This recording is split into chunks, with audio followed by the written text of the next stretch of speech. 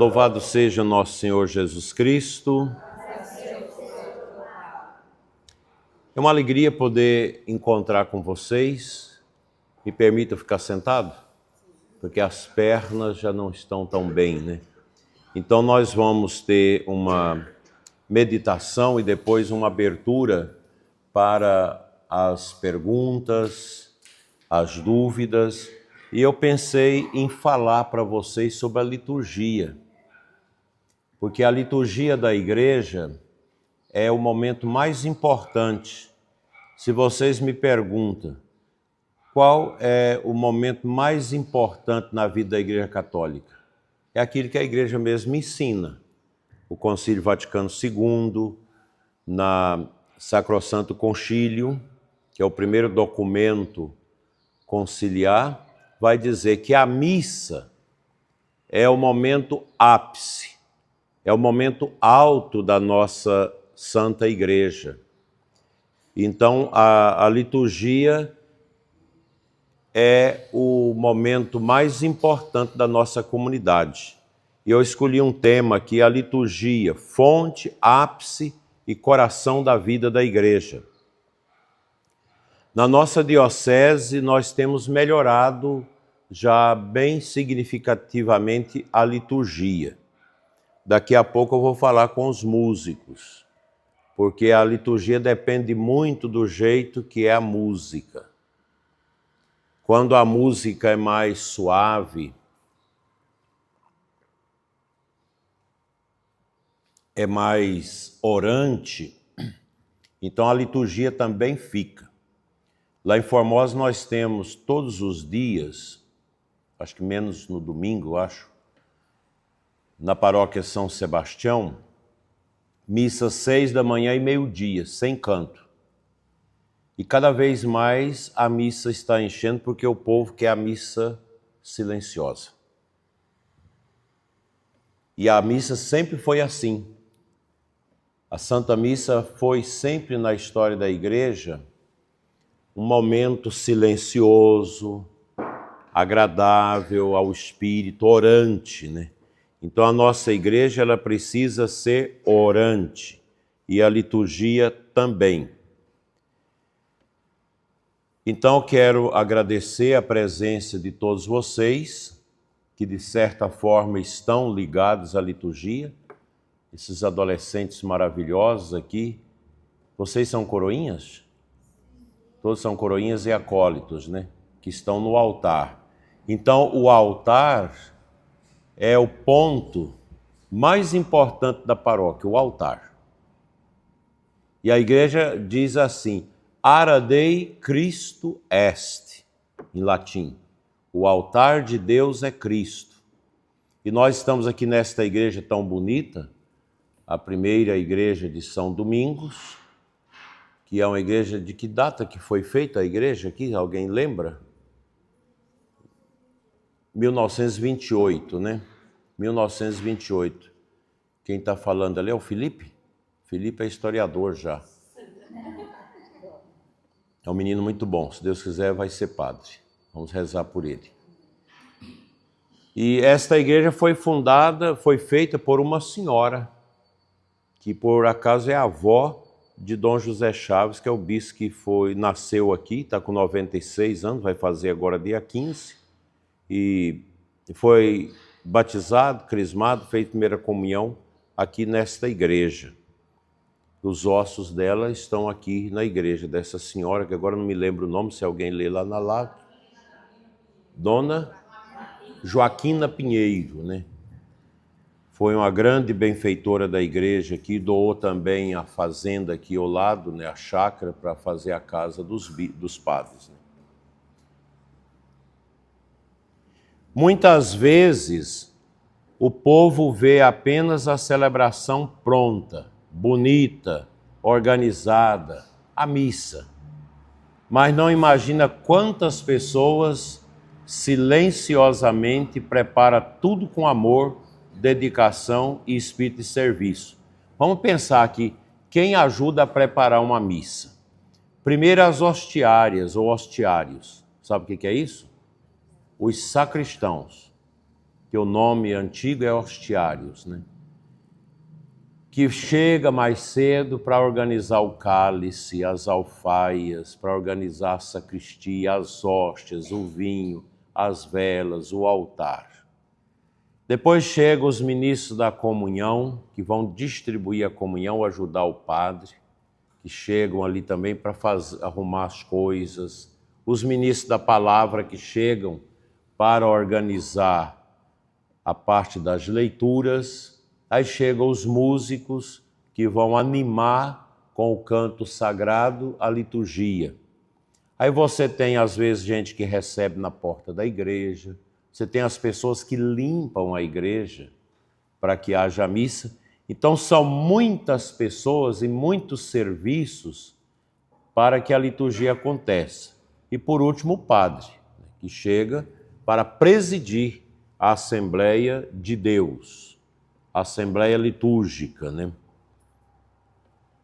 Nós estamos vivendo na nossa diocese de Formosa a preparação para o nosso jubileu 2029, quando nós vamos celebrar 50 anos da criação da nossa diocese. Neste ano nós estamos meditando sobre o querigma e o anúncio. O ano que vem será sobre a catequese.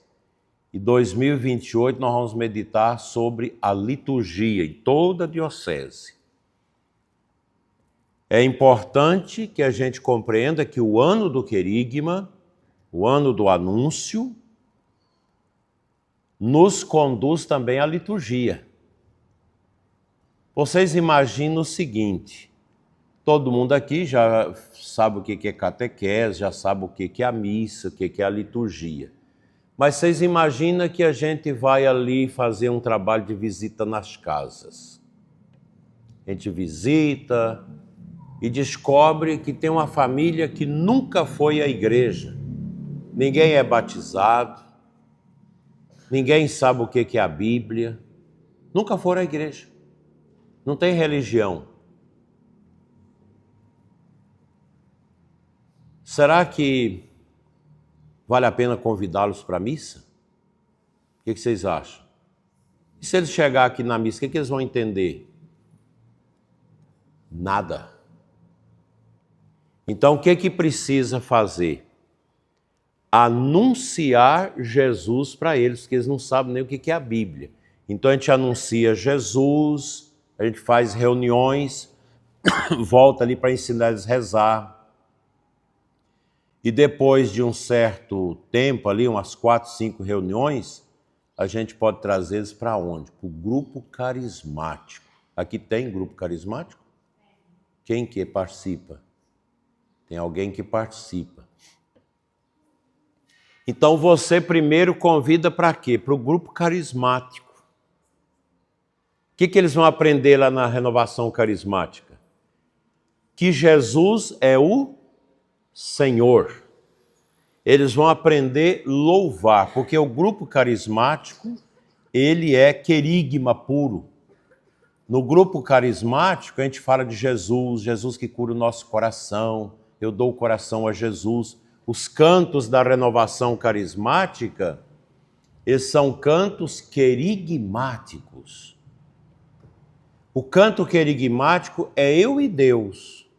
Por isso que os cantos da renovação não podem ser cantados na liturgia. Olha aqui a diferença. No grupo carismático é eu e Cristo e os irmãos. Na liturgia é nós, é a comunidade. Os cantos da liturgia devem ser sempre comunitários. Por exemplo, subiremos montanhas sagradas, é nós que vamos subir. Nós estamos aqui reunidos, nós, é a comunidade. Quem está sendo evangelizado ainda não tem noção do que é a missa. Só para vocês saberem, no início da igreja, quem não era batizado não participava da missa. Só na quaresma que eles participavam até as preces. Ou melhor, não é só até a homilia, nem o credo eles faziam porque não eram ainda batizados. Então eles vinham na igreja na quaresma, nos domingos, e depois da homilia o padre dispensava.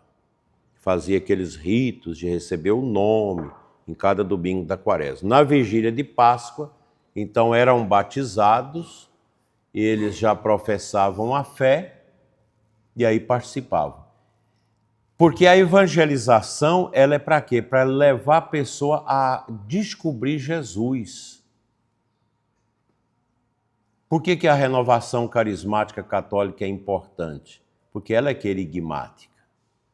Ela anuncia Jesus. Ela anuncia que Cristo tem poder, que Jesus cura, que Jesus liberta o coração da criança, do jovem. Por isso que primeiro a gente precisa evangelizar para depois trazer para a igreja. Então a igreja, deixa eu explicar para vocês, é como se fosse 2 andares. O andar de baixo é o querigma.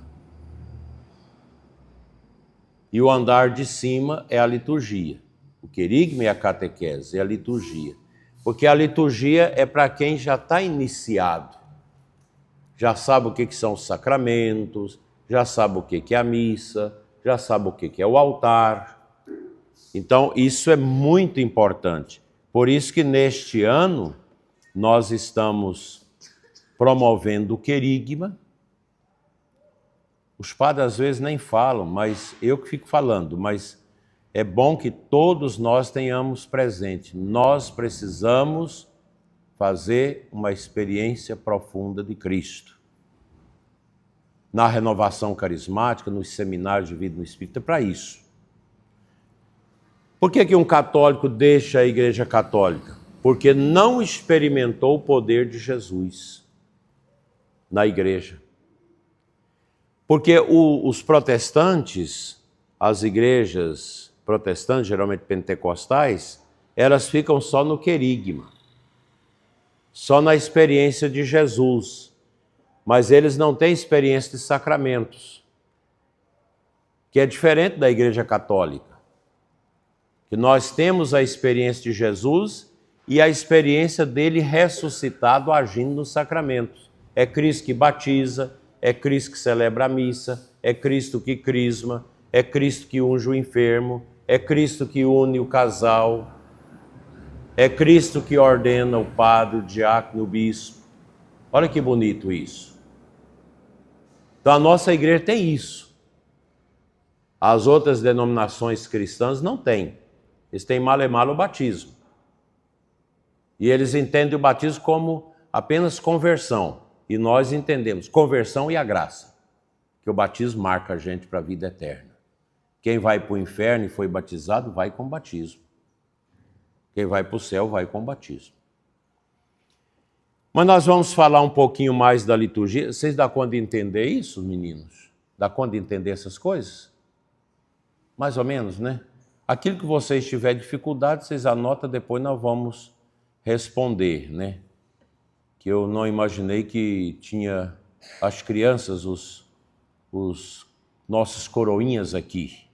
Mas vocês vão fazendo um esforçozinho para entender que vocês são muito inteligentes e gostam muito da igreja, né? Eu fico muito feliz com isso. Porque quando a gente vê as meninas, os meninos tão bonitos como vocês, tão inteligentes, tão comportados na igreja, é uma alegria, porque vocês é que vão ser os bispos do futuro, os padres do futuro, os casais que vão continuar as coisas na igreja, os adultos, os catequistas, é vocês, que nós mais velhos, a gente vai passando, né? O que é a liturgia? Quem dá a preparação para vocês de coroinhas aqui? A senhora que é a responsável, né? Então, vocês já estudaram sobre a liturgia? Hoje tem uns livrinhos, depois, a senhora, não sei se a senhora já está usando, tem muitas coisas na internet hoje sobre os coroinhas. Para formar eles bem formadinhos, tem uns livrinhos, a gente pode pedir para ensinar eles, para eles ficar no altar sabendo o que está fazendo, né? Então a liturgia, essa palavra, ela vem do grego, que significa um serviço público. A liturgia é pública. Você não pode fazer casamento com as portas fechadas da igreja, a menos que tenha um motivo muito grave que o bispo permita. Mas a liturgia é pública. As nossas missas no domingo, as portas ficam todas abertas. O pessoal fala que a igreja fica tão aberta que até os cachorros entram na hora da missa. E aqui nós temos os cachorros que moram aqui na porta da igreja, são os cachorros que não têm dono, que vocês tratam deles. Tem a cachorra ali que o padre me dizia que em todas as procissões ela acompanha as procissões, a cachorra vai nas procissões. É interessante, né? É a cachorra chama divina, né? Coitado das divinas. Porque a liturgia é uma obra realizada em favor do povo. Para que a gente vem à missa?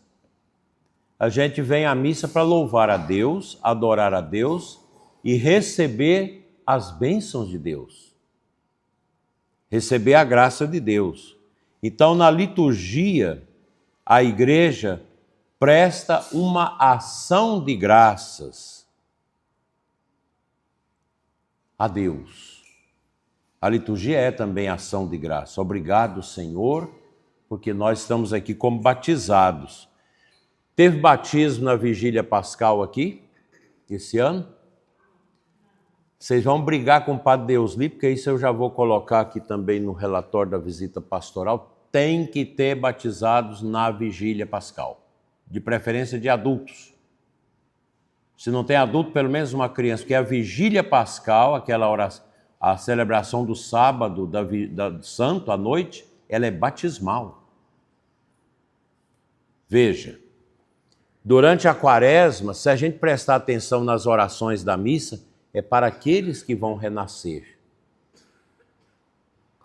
É para aqueles que estão se preparando para renascer e para aqueles que vão renovar o batismo. Quem foi na vigília de Páscoa esse ano? Não teve a renovação do batismo? A água benta que é jogada no povo? Não teve? Teve. Renovação das promessas do batismo. Porque a quaresma prepara a comunidade para renovar o batismo na Páscoa e receber a água benta que é usada para batizar o povo à noite. Então a quaresma prepara o povo para renovar o batismo e prepara os catecúmenos para serem batizados. Eu batizei 6 esse ano, na vigília pascal. O ano que vem serão 8, porque nós tivemos a missa agora de acolhida dos 8 pagãos que não são batizados, adultos que vão batizar o ano que vem. Eles vão fazer a catequese bonita. Tem o catequista que vai ensinando, e na quaresma, todo domingo da quaresma, vem à igreja para recitar o nome, para recitar o creio, para recitar o Pai Nosso, para receber os exorcismos. Então a vigília de Páscoa é a celebração mãe da igreja. A vigília pascal, que tem a bênção do fogo fora da igreja, não é isso? A bênção do fogo, a bênção do círio. Aí a gente entra em silêncio para a igreja, com as velas, a igreja apagada, as luzes apagadas. Aí canta o Exulted. A gente benza o círio lá fora, benza o fogo, entra, canta o Exulted, depois acende as luzes e a gente escuta 9 leituras bíblicas. Toda a história da criação e da Páscoa, naquelas leituras. E agora, gente, nós estamos rezando as orações da Páscoa pelos que renasceram. Deixa eu só ver aqui a oração que foi feita no domingo passado. Vamos ver aqui, domingo passado, que foi o 5º domingo. Olha aqui. Veja a primeira leitura. O que fala? Oremos. Essa oração é importante. Deus eterno e todo-poderoso, realizai em nós o mistério da Páscoa. E aos que vos dignastes renovar pelo santo batismo. Está rezando pelos que foi batizado na Páscoa. Se não tem batismo na paróquia, essa oração fica meio solta. Por isso vocês vão brigar com o Padre Deusli, que eu também vou brigar. Tem que ter batismo na vigília de Páscoa. E tem que ser uma liturgia bem preparada. O cerimoniário, tem cerimoniário já aqui? Os meninos que cuidam da cerimônia? Quem que é o cerimoniário aqui? O cerimoniário tem que ler tudo, preparar tudinho a liturgia para ficar bonita. Hã? Para cuidar da liturgia, para não deixar o padre errar.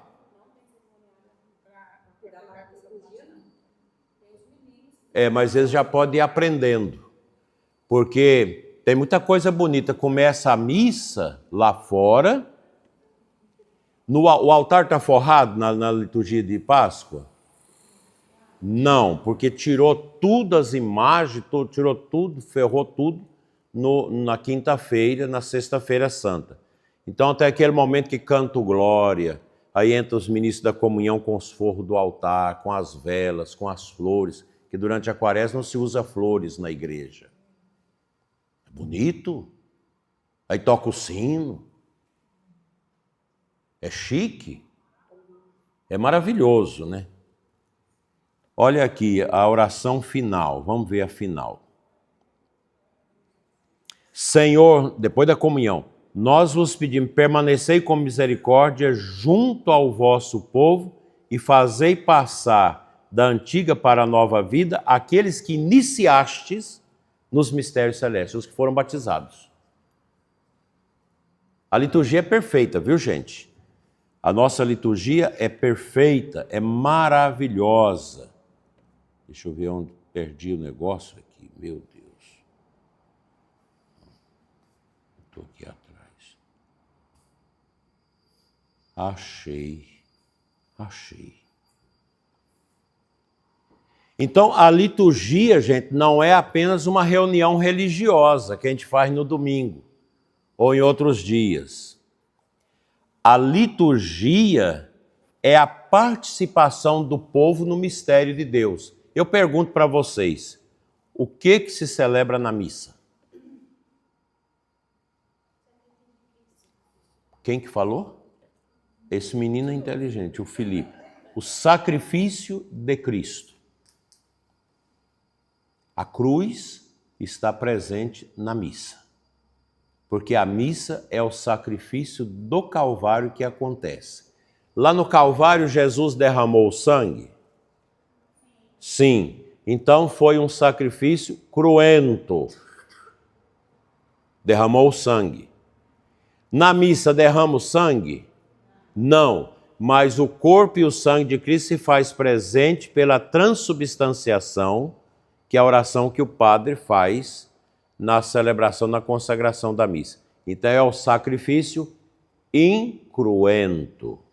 O sacrifício da cruz é cruento, o sacrifício da missa é incruento. Naquele derramou o sangue, nesse não derrama o sangue. Mas a missa é a atualização, é o mistério pascal, é o sacrifício do Calvário que acontece. É isso. Olha que coisa bonita, gente. É a nossa participação no mistério. O Concílio Vaticano II, na Constituição Sacrosanto Concílio, no número 10, que é importante esse número 10, diz: a liturgia é o cume, para o qual tende a ação da Igreja e, ao mesmo tempo, a fonte de onde emana toda a sua força. Nossa igreja que tem torre? Tem torre nessa igreja? Tem. 2 torres. O estilo colonial mais baixo, mas tem as torres. Então, quando você entra na igreja, o que a gente pode pensar? Quando vocês entram aqui na igreja, o que a gente pode pensar espiritualmente? Primeiro, a igreja tem a porta central. A porta central Que aqui são 3 portas? 3 portas. Na frente ali são 3 portas. O que significa isso? A porta do meio ela é um pouquinho mais larga. Representa o Cristo. Porta das ovelhas. Então, porta das ovelhas. A outra porta significa o Espírito Santo e o Pai. Aqui na missa, o Cristo é o centro, que é Ele que se nos dá no sacrifício do altar. Aí vocês vê, aqui tudo é arredondado, não é? Os arcos, aqui tem um arco. O que significa esse arco? A aliança, a nova aliança. Porque na missa, quando se celebra, quando benze o cálice, quando consagra o vinho, nova e eterna aliança. Lá no Antigo Testamento tem o arco-íris, não tem? Que é o símbolo da aliança de Deus com o povo. E aqui na igreja é a nova aliança. E essas colunas grossas? O que isso significa? A firmeza de Deus. Essas colunas, firmeza de Deus. Hoje se perdeu esse estilo, né? A firmeza de Deus. Então, a igreja, ela é como se fosse uma galinha chocando. Vamos pensar nisso?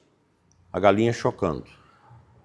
Então, debaixo da galinha, o que os pintinhos sentem? O calor, a proteção. Então, aqui na igreja a gente vem assim.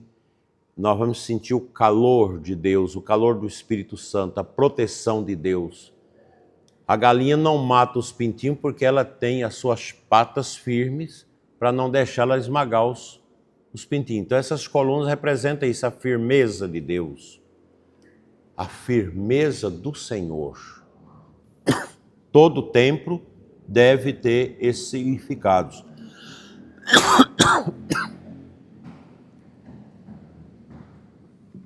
Em nossos dias, tem modificado muito o jeito de construir as igrejas, porque a gente perdeu o sentido.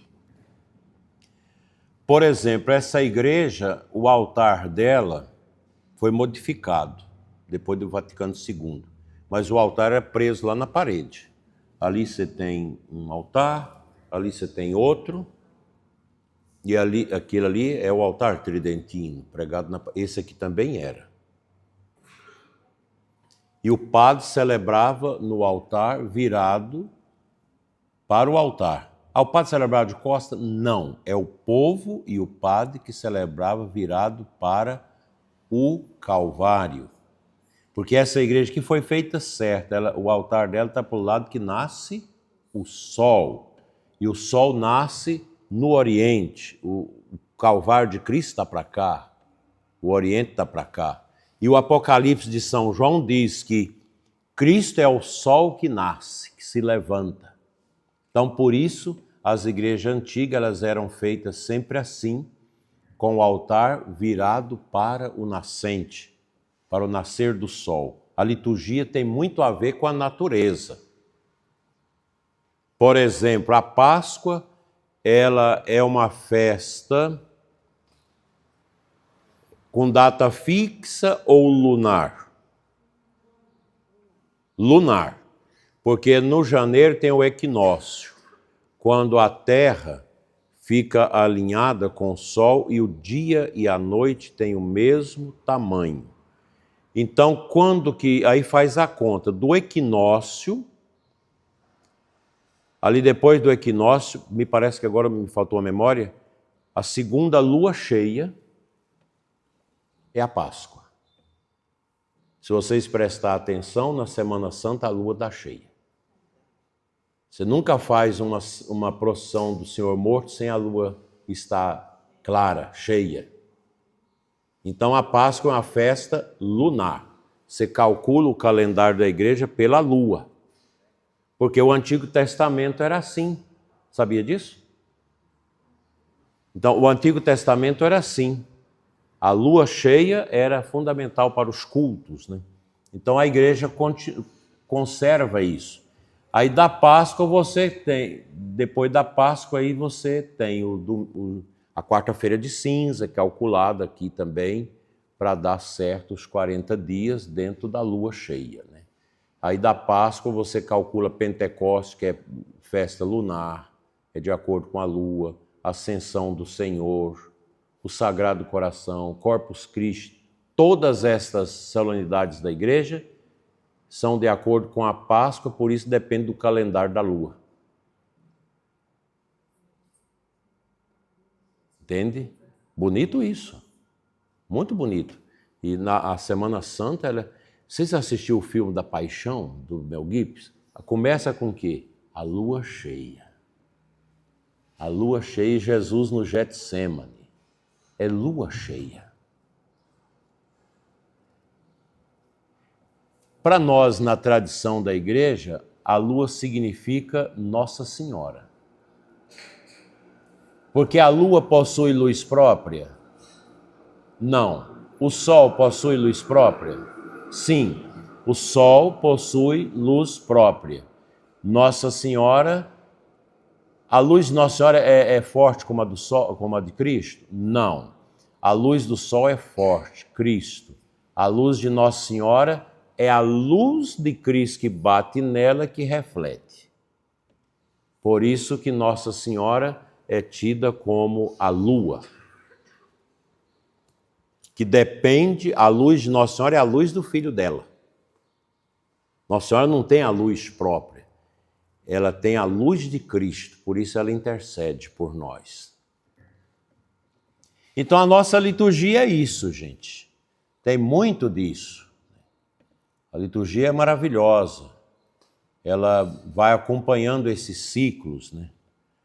Cristo Rei, quando encerra o domingo de Cristo Rei, que encerra o ano litúrgico, então para dizer que nosso Senhor Jesus Cristo é o Rei do Universo. O Rei do Universo é nosso Senhor Jesus Cristo. E aquela missa de Cristo Rei, ela fala do fim do mundo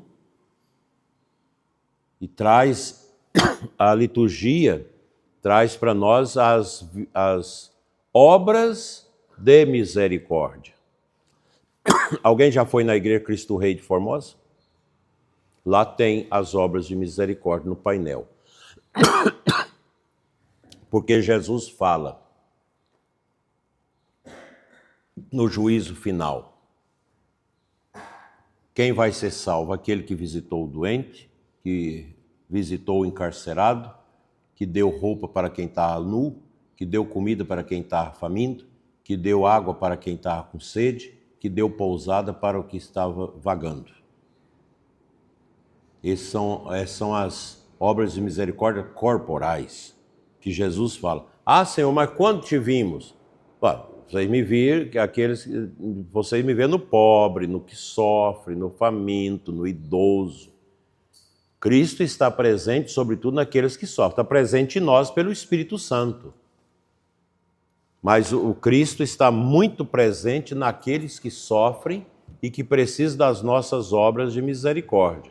As obras de misericórdia espirituais é aquelas: rezar pela salvação das almas, dar bons conselhos, instruir os rudes, sepultar os mortos. O que mais, sargento? Esqueci os demais. Então são as obras de misericórdia corporais e espirituais. Isso a gente precisa aprender, né? Muitas vezes existe o perigo de reduzirmos a liturgia apenas a uma organização externa. Microfone, canto, toalha, flores, procissão, escala. Tudo isso é importante. Veja que o som aqui está bom. Que o Padre Deus Lico contratou uma empresa que agora as igrejas estão fazendo isso. A gente não compra mais o som. O som das nossas igrejas, agora, em várias igrejas aqui da diocese, já não são da igreja. É uma locação do som. Você paga uma mensalidade, você loca o som, uma mensalidade, e eles são obrigados a dar manutenção do som.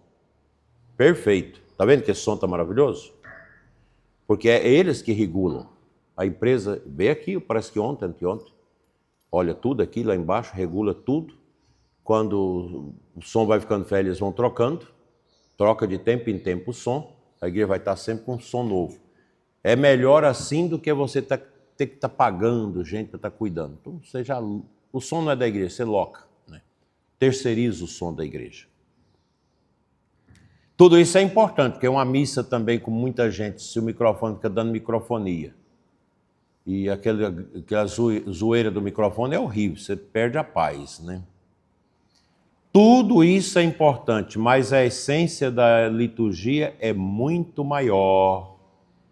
A liturgia é participação no mistério pascal de Cristo. Vamos repetir? A liturgia é participação no mistério pascal de Cristo.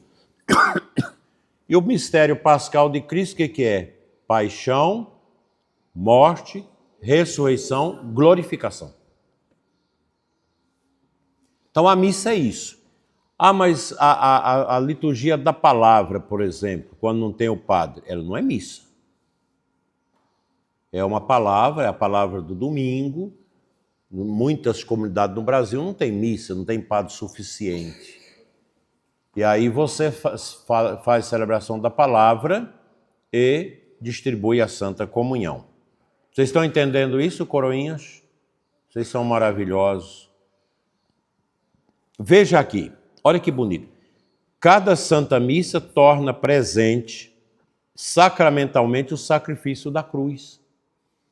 Depois essa reflexão vai ser disponibilizada no YouTube. Amanhã ou depois. No meu YouTube, no meu canal. Quem quiser depois escutar de novo. Depois também eu vou ver se eu coloco elas em PDF, o padre mandar para vocês podem ler em PDF. Veja, toda vez que a gente vai à missa, dizia o Papa Francisco, nós vamos ao Calvário. Vocês têm que entender isso. Entrou na igreja, nós vamos celebrar a paixão, morte, ressurreição, glorificação de Cristo. É o Calvário. Só a igreja católica é assim, gente. Porque é assim que Jesus quis que fosse. Por isso, a missa possui um valor infinito. Repitam.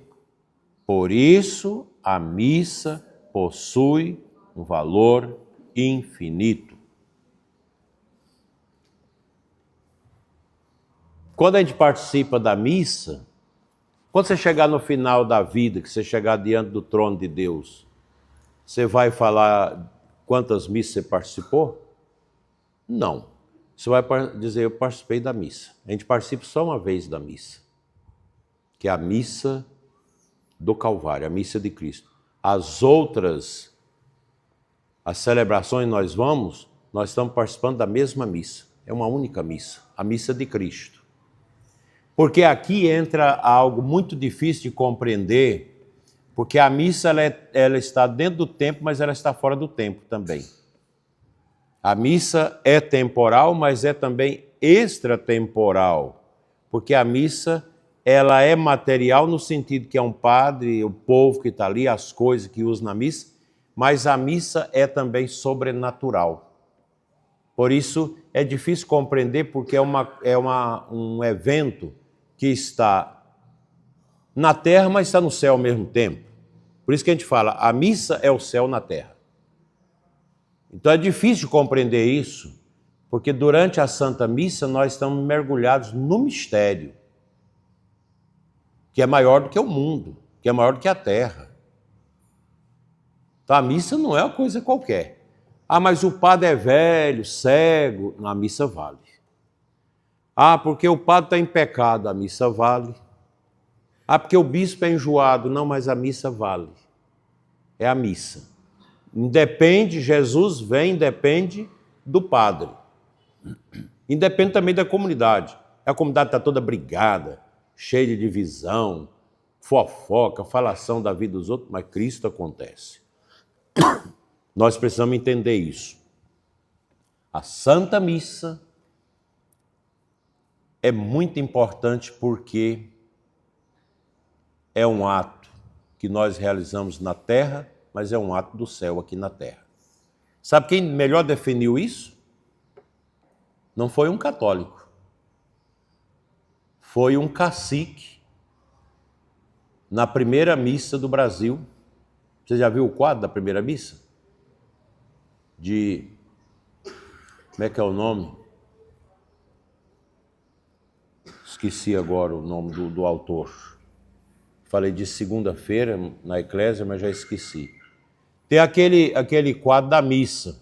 A cruz, igual aquela que tem na praça da igreja aqui, o altar no pé da cruz e o padre virado para a cruz celebrando a missa. Quem lembra o nome do padre que celebrou a primeira missa no Brasil? Os professores de história não estão ensinando isso para vocês, não? Porque os professores de história é tudo contra a igreja. Debocha da igreja. É uma coisa triste. Frei Henrique de Coimbra, que veio nas naus de Pedro Álvares Cabral. Que dia que foi celebrada a primeira missa no Brasil? 26 de abril de 1500. Eles chegaram dia 21 e a missa foi celebrada dia 26. Em terra firme, porque dentro dos barcos celebrava, tinha capela para celebrar. Prepararam o altar, preparou tudo e foi celebrar a missa com incenso, com velas, acólitos que vieram para isso, o missal, aquelas coisas bonitas, aquelas vestimentas do padre, e os índios ficaram vendo? Sim, alguns em cima das árvores, tudo do jeito que nasceu. E aí chegaram os índios que estavam no mato caçando bicho para comer e perguntaram ao cacique o que era aquilo. O que o cacique disse? Apontou para o céu e apontou para a terra. O céu na terra. A missa é isso. As coisas do céu aqui na terra. Já tinha pensado nisso? Já. O catecismo da igreja. Quem tem o catecismo da igreja aqui? Levanta a mão. Você já tem? Aí sua mãe deixou para você. E ela fica contente lá do céu vendo o filho lendo o catecismo na terra. Eu, o dia que fui visitar a mãe dele, com câncer, eu fui lá, dei unção para ela, eu fiquei muito emocionado porque eu vi minha mãe e me vi nele. Porque minha mãe morreu com câncer, eu tinha 12 anos, você tinha 13, né? 12, né? Eu tinha a mesma idade dele. Minha mãe morreu e me preparou. Eu acho que a mãe dele, um pouco tempo que foi o câncer dela, porque da minha mãe foi 2 anos e meio. Então minha mãe me preparou, eu era o mais velho, me preparou muito isso, né? Então quando eu fui orar com a mãe dele, eu me vi ali na história. Foi você que me levou, né? Você que me levou lá na casa dela. Te agradeço muito por isso. E minha mãe deixou para mim esse patrimônio da fé. Aí, que bonito. Ele vai usar o catecismo da mãe. Vai usar o catecismo da mãe. Né? Que bonito, né?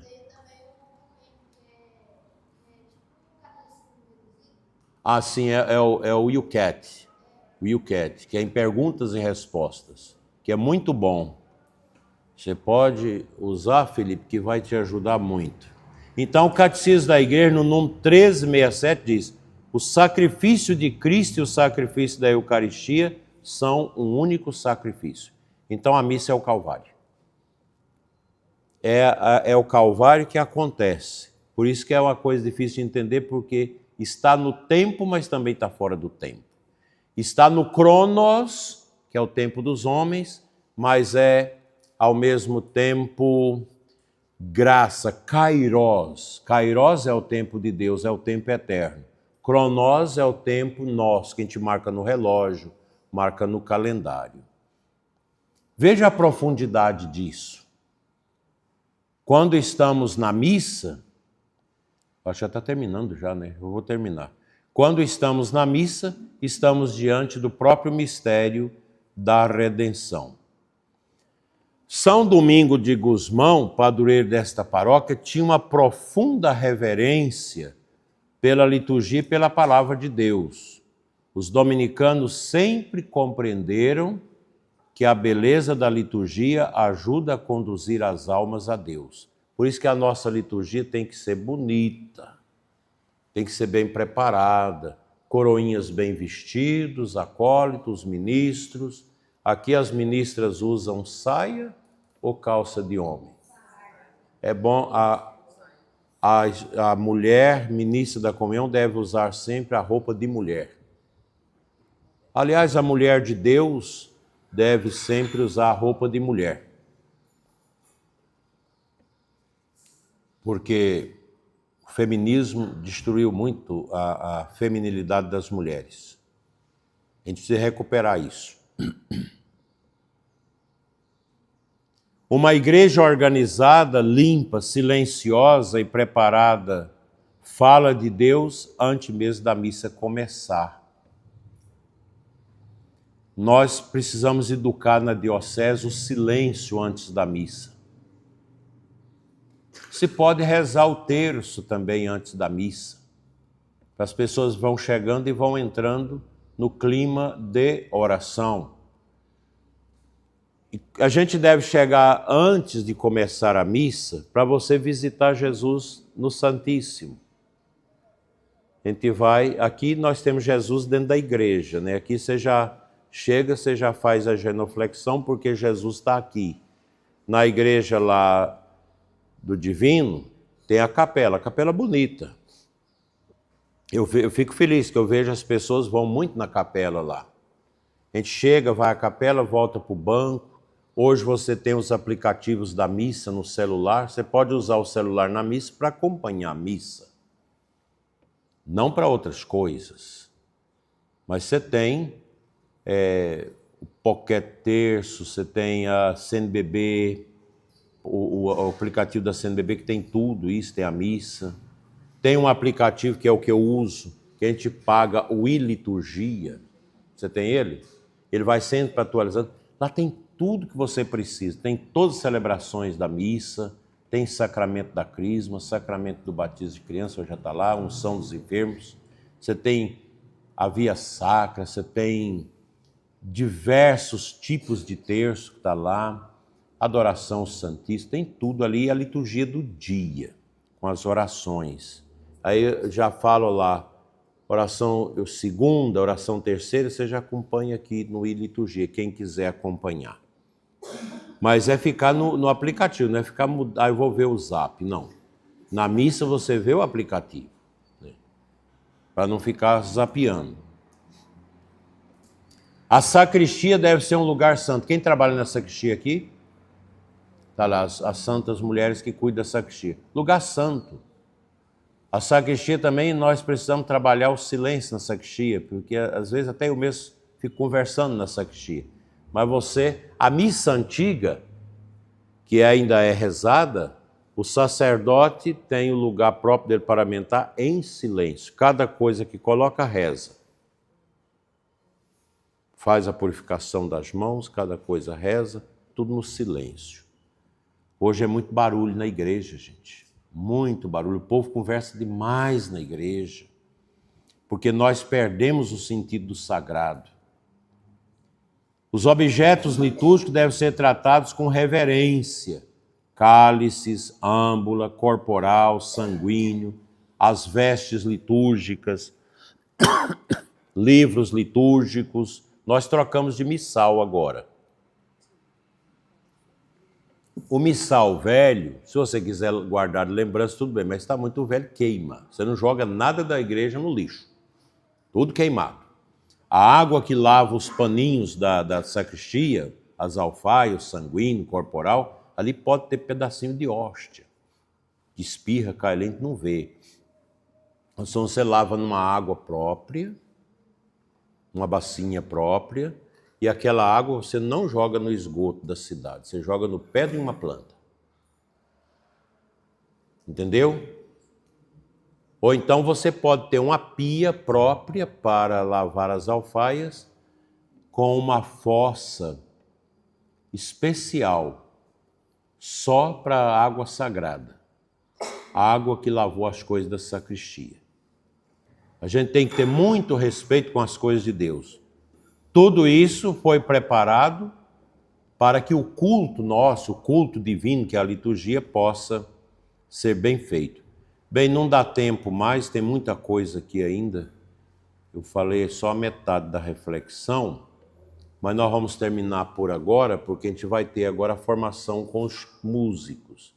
Quem quiser ficar também pode ficar com os músicos, que é uma coisa delicada, a música na igreja.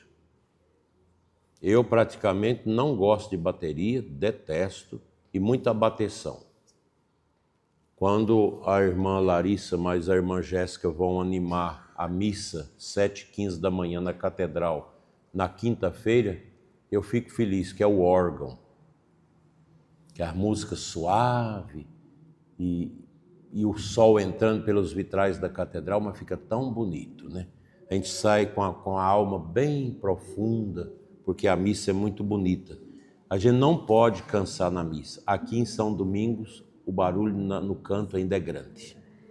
E eu falo com o velho, mas ele parece que ele está surdo agora, não está, e ele canta alto, o nosso velho santo. E ele canta com tanta boa vontade, né? É um santo de Deus. Mas a gente vai falando, vai entrando no rumo, né? Mas é muito bonito o canto, a liturgia. Então, o que o bispo pede de vocês? Vamos zelar bem da nossa liturgia.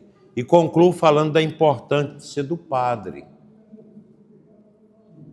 Porque o padre age na pessoa de Cristo para celebrar a missa. Porque Cristo consagra o pão e o vinho, no corpo e no sangue dele, pelas mãos do sacerdote. Por isso o padre age na pessoa de Cristo cabeça. Mas toda a assembleia participa do mistério. Cada ministério possui sua importância. Os leitores, os salmistas, os músicos, os ministros extraordinários, coroinhas, comentaristas, equipe de acolhida, sacristãs, hostiários, quem zela da igreja, quem acolhe, tudo é muito importante.